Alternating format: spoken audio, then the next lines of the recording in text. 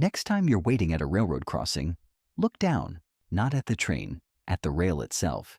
Slice it in half and you'll see something strange. Not a rectangle, not a cylinder, but a shape like a chunky letter I with a wide flat foot. Every train on Earth, from Japan's bullet trains to 3-mile-long freight haulers, rides on that exact same cross-section. But why has one shape survived almost untouched for nearly 200 years? To understand why the rail looks like this, we first have to understand what it's fighting against: collapse.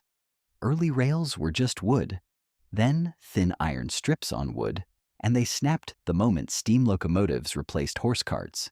Engineers even tried grooved L-shaped rails to guide the wheels. Disaster. Dirt and debris packed the groove and derailed trains constantly. The fix, it turned out, wasn't the track. It was the wheel. So if moving the guide to the wheel solved the derailing problem, why not just use a flat bar for the rail? Here's the million-dollar question. How do you hold thousands of tons upright without expensive iron brackets? In 1830, American engineer Robert Stevens found the answer whittling scrap pine on a ship to England. He carved 3 zones into one shape. The head, thick, slightly curved, actually lets the train self-center on curves as it rolls. The web, the thin middle, works like a skyscraper's I-beam, giving strength without wasting metal. And the base? It's basically a snowshoe, spreading crushing point loads across the ground below it.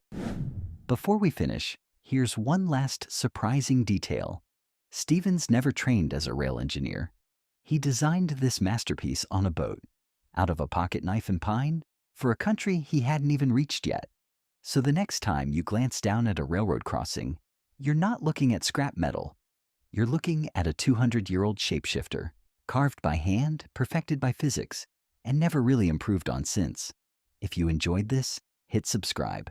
Latent Histories. More stories hidden in plain sight. See you next time.